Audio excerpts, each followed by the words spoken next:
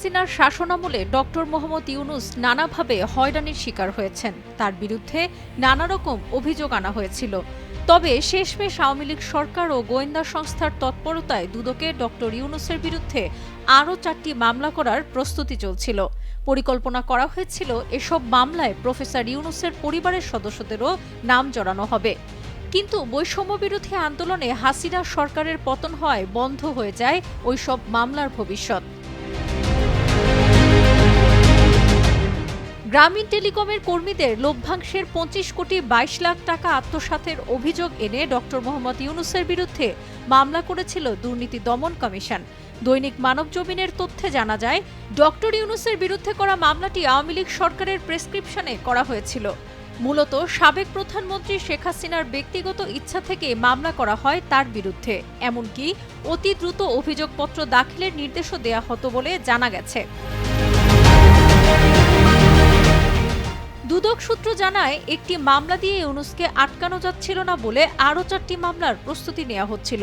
আর এই কাজে সক্রিয় ছিলেন দুদকের চেয়ারম্যান মোহাম্মদ মঈনুদ্দিন আবদুল্লাহ ও তার 2 কমিশনার।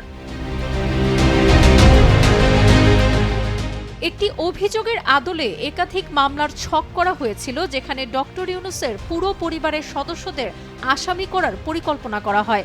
26শে জুন গ্রামীণ ব্যাংকের ব্যবস্থাপনা পরিচালক নূর মোহাম্মদ দুদকের প্রধান কার্যালয়ে একটি লিখিত অভিযোগ দিলে প্রথম সপ্তাহেই অনুসন্ধানের জন্য অনুমোদন দেয় দুদক।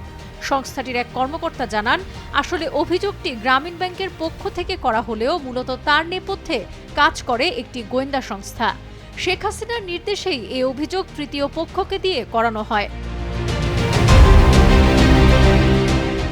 দুদকের ওই কর্মকর্তা আরও জানান, গোয়েন্দা সংস্থার 7 থেকে 8 জন কর্মকর্তা প্রতিদিন দুদকে আসতেন।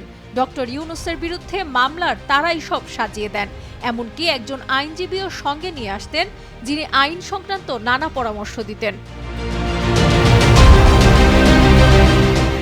দুদকের আরেক কর্মকর্তা জানান, ডক্টর ইউনূসের বিরুদ্ধে অনুসন্ধানের জন্য সিদ্ধান্ত হয়। সব কার্যক্রম শেষও হয়েছিল। অনুসন্ধানের প্রতিবেদন প্রায় শেষ। এর মধ্যেই ছাত্র আন্দোলন শুরু হয়ে যায়। ছাত্র আন্দোলনের মাঝামাঝি সময়ে কমিশনারের পক্ষ থেকে মামলার প্রস্তুতি নিতে এক প্রকার চাপ সৃষ্টি করা হয়েছিল। তবে 5ই আগস্ট শেখ হাসিনার সরকারের পতনের সঙ্গে সঙ্গে সে অভিযোগ পরিসমাপ্তি করতে বলা হয়। এমনকি আগের মামলা থেকেও সরে আসে কমিশন। দুদকের মহাপরিচালক পদমর্যাদার এক কর্মকর্তা এই বিষয়ে জানান, পুরোটা ঠিক নয়। অনুসন্ধান সংশ্লিষ্ট এক কর্মকর্তার কাছে জানতে চাইলে তিনি জানান, এখন ঘোলা পানিতেই অনেকেই মাছ শিকার করতে চাইবে, এরকম কিছুই ঘটেনি। সাবরিনা কাজী, কালের কণ্ঠ।